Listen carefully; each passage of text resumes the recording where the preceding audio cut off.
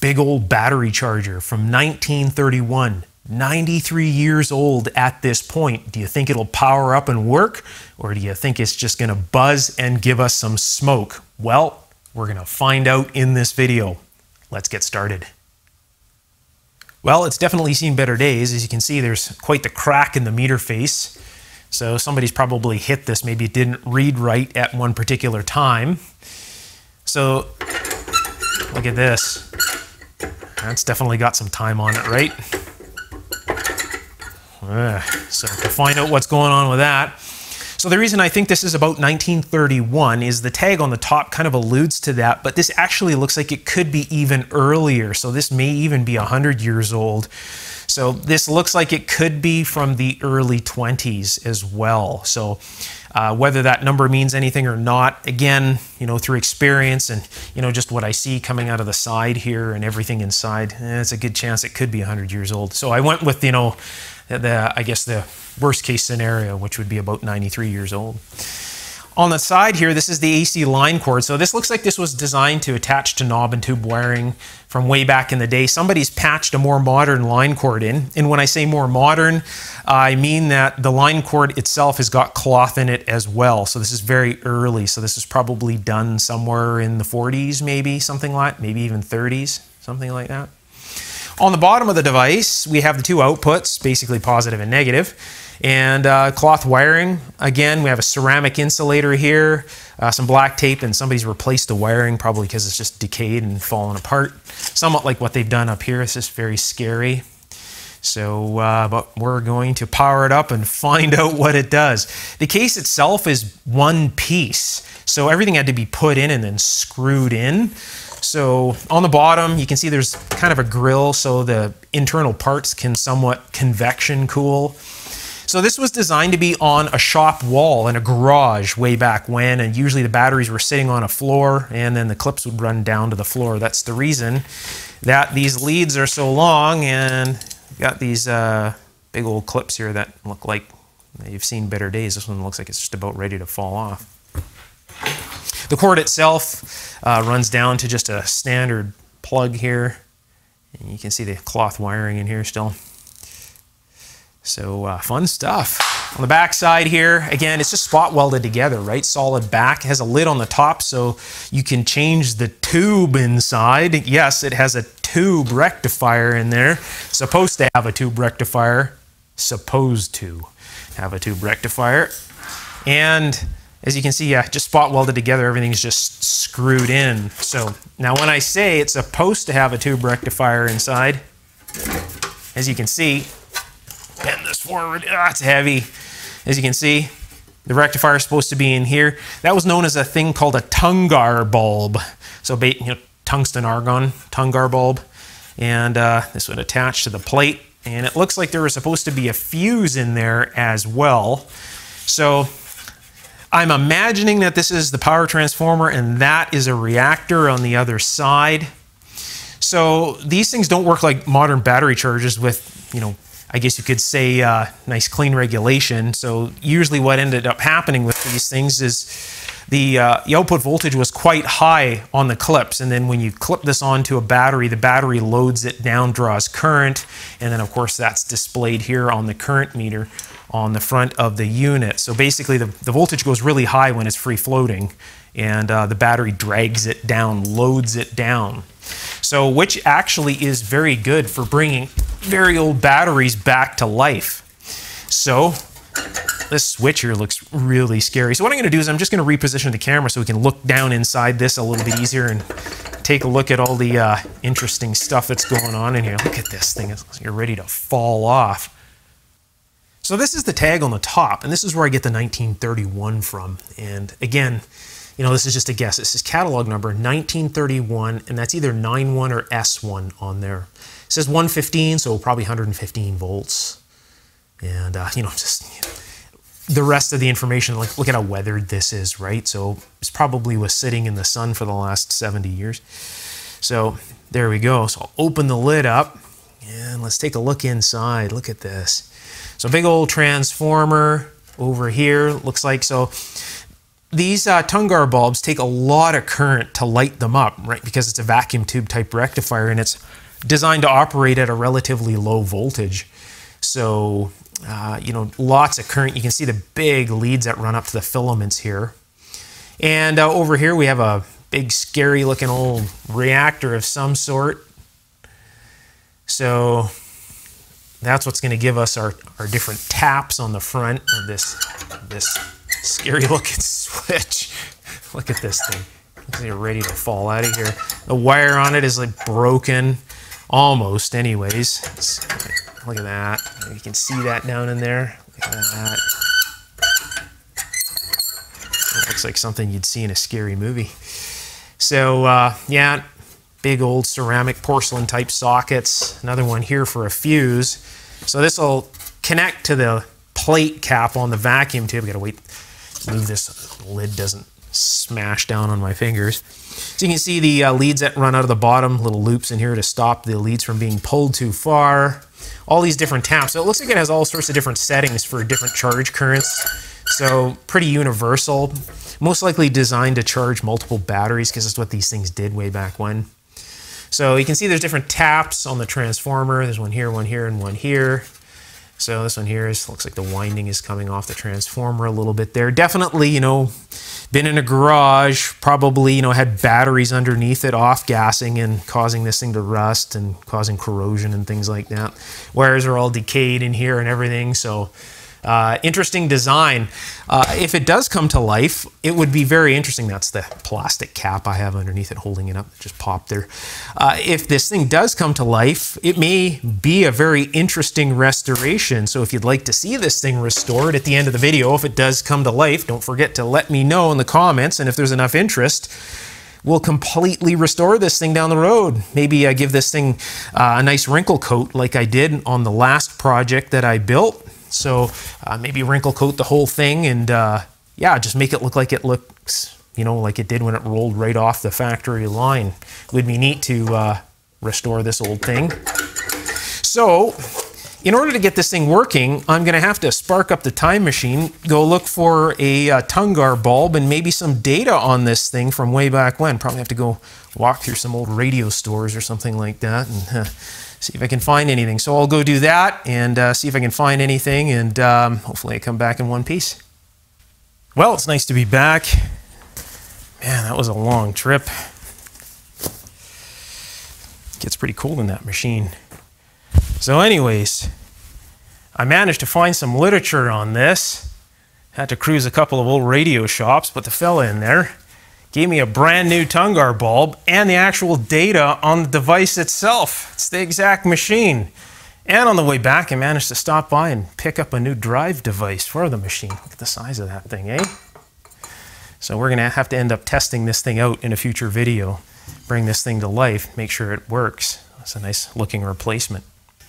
So 22 volts, 60 amps, just to light this thing up, nothing else. It takes 12 kV on the plate. And negative 1500 to turn the thing off. So anyways, we're going to test this thing out here in a future video coming very, very soon. Anyways, I'll get all this stuff off the desk here and let's dig into this thing and see if we can make it work. Let's put this new bulb in. Let's see what's going on here.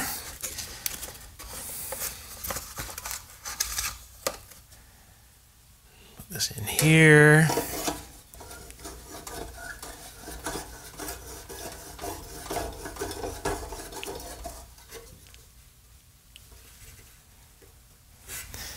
All right, so we gotta clip this on. Little clip clips onto the little plate here, so I'll zoom you in so you can see what's going on. So this little clip clips on to the plate lead here, so hopefully you can see this. Clip doesn't feel like it's very tight. I might have to stretch that a bit. I don't want any loose connections going on here. It's definitely lost the temper to it, so it would need to get replaced. Let's see if I can get this on, showing you at the same time. There, that's a little bit tighter, so that'll be okay. And need to put a fuse in the thing. So the fuse just threads into here. You can see that. Probably not. Anyways, it just threads into here like so.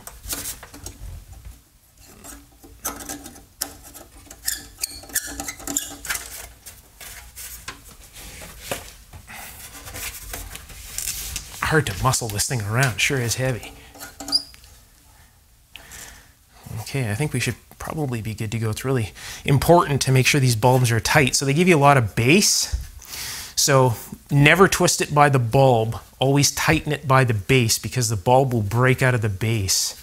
So you always grab the base and make sure it's nice and tight because there's a lot of current that has to travel through this thing in order to light that filament up, because the filament on these things is about 17 amps worth. Oh, this came off. Look at that, eh? So obviously not too tight. I'll just put this back down here again. Hopefully I can get that back on there. Yeah, it's just a loose clip.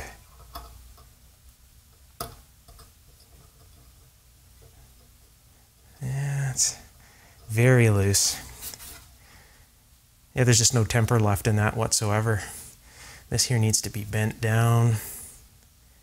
So hopefully, obviously has a lot of time on it.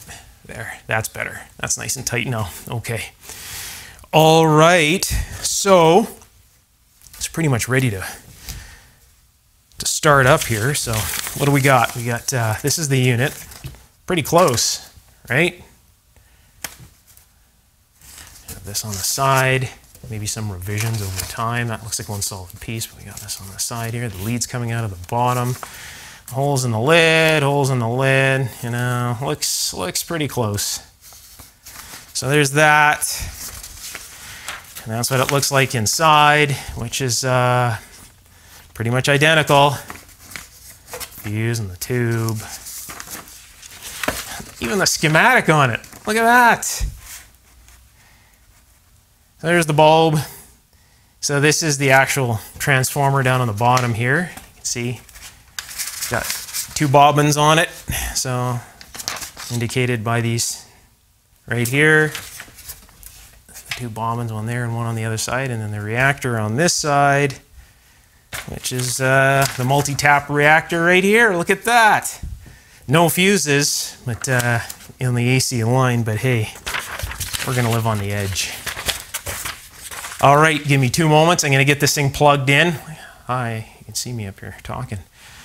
And a nice little magnesium spot in here. Anyways, yeah, I'll just get the thing plugged in here and we'll get it ready to switch on. So I'm looking forward to this. This is exciting. All right, AC applied. I just have to turn this and let's see what happens. So I'll turn it to the first notch. Look at that. That bulb is bright. So I'll zoom you in, see if you can see any detail.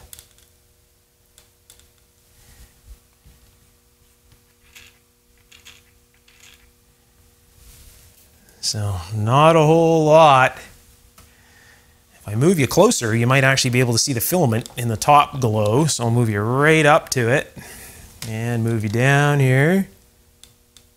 There's the filament right there glowing. I'll tip it forward. See now? The filament glowing right down in there, right there. It's pretty bright. They glow like an actual light bulb. There's the filament.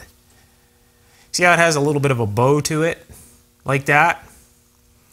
So that bow will increase a lot as the bulb ages. That's kind of how you tell the age of the bulb. So anyways, there we go.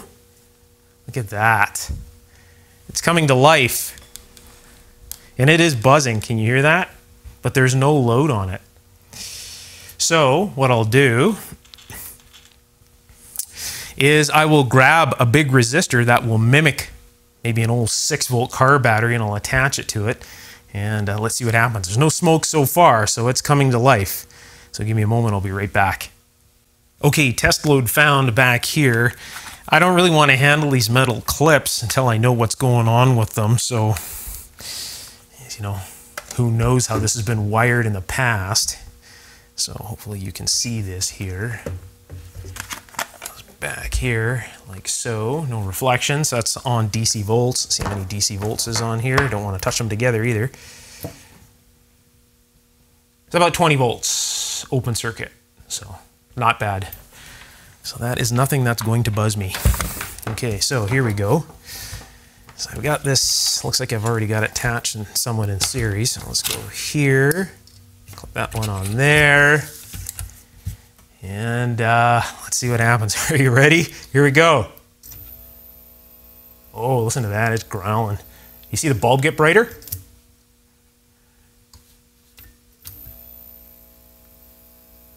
It's trying.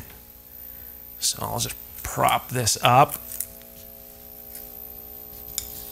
Take a look at the amp meter here. So it says about just under 2.5. All right, so we're at just under 2.5. So I'll disconnect the load. Let's bring it up to the next notch. Yeah, so that's the next notch. It's actually making connection, which is kind of surprising for something that's so bad. Okay, let's see what happens here. Ooh, it's starting to sound real angry. Okay, so what are we at now? A little over 2.5 amps. Okay, so let's disconnect it. Go to the next notch.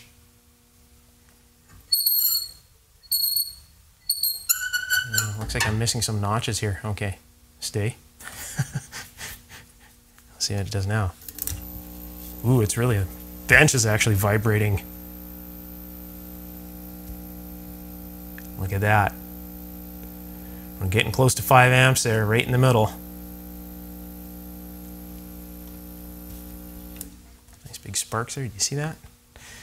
Next notch. There's the next notch here. That's really bad, eh? I might have to prop that up to keep that connected. Let's see. A 9-volt battery or something in here. Oh, there's a 1.5 volt battery, I should say. C-cell. Okay, look at that. Okay, here we go. Oh, that's nasty. The whole bench is vibrating. Just under 5 amps. And that is some current.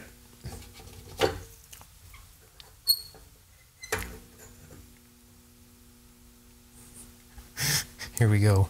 I don't know if I need the battery for that one. See, what the open circuit voltage should probably still be the same, I would imagine, because it's just a reactor that's basically doing this. Probably 20 some odd volts, maybe 20 volts. Oh, what do we got going on here? Make connection, will ya? Yeah, 21 volts. I can get connection going on here. There we go, 21 volts. So yeah, pretty much the same. It's just tapping a reactor in there. Okay, here we go. Whoa.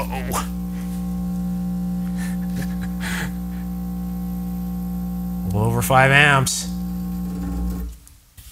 Oh, something happened. I think we lost a fuse. Oh, no, it's the switch. It's the switch. Well, good thing. Okay. I thought that was it. I thought we had lost it there. Okay, let's go to the next notch.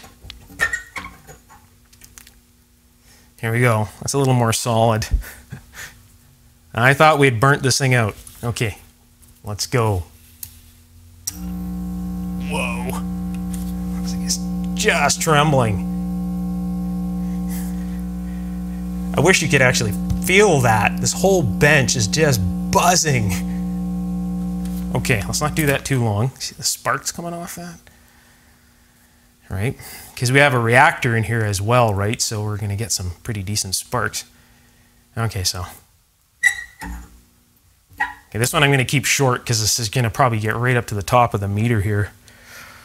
Are you ready? I zoom in a little closer. All right, so that's the top of the meter. I don't know if we're going to hit it, but let's find out. Nope. Man, is that buzzing. any more? Oh, there is one more notch. We got one more notch. That's max. These resistors probably getting pretty toasty. Yeah, I'd say so. This one here especially. Ooh. Okay, here we go. Look at that.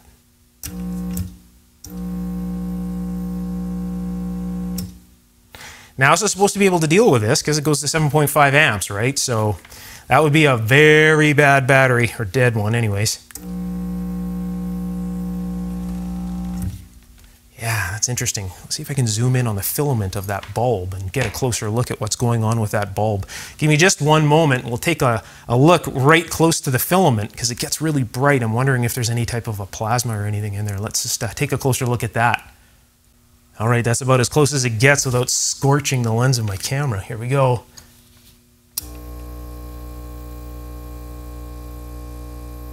Oh, it's actually heating one of the electrodes orange as well at 7 amps. Look at that. That one electrode on this one side here is glowing orange.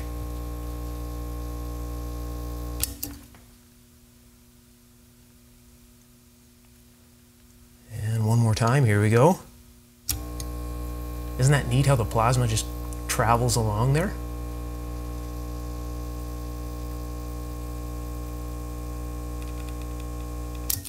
Well, very neat. I definitely think that this thing deserves a restoration, a complete restoration. What do you think? Let me know in the comments below. I would say project successful. Very little done to this thing. Look at that, just needed the tube and a fuse. So it's still working from 1931 or possibly even earlier. Man, that's fantastic. Are you interested in learning more about electronics, both modern and antique electronics alike? I teach electronics in a way that's very easy to understand. I have circuits for you to build and 199 videos at this point for you to learn from. I share my inventions there. If you're interested in the things I've created, they're on this channel and they're shown all over the internet. Definitely check that stuff out. All the circuit diagrams and the layouts and instructions to build the pieces of test equipment to make your troubleshooting and electronics life easier are all in my electronics course. I have this electronics course on Patreon. It's very affordable and I'm there to pass my knowledge on to you. Definitely check it out. I'll put the link just below the video's description under the Show More tab, and I'll pin the link at the top of the comments section. So just click on one of those links and it'll take you right there. If you enjoyed this video, you can let me know by giving me a big thumbs up and hang around. Don't forget to subscribe, tap the bell symbol if you're interested in seeing more restorations and repairs and troubleshooting procedures and all of that great stuff on this channel. All right, until next time, take care. Bye for now.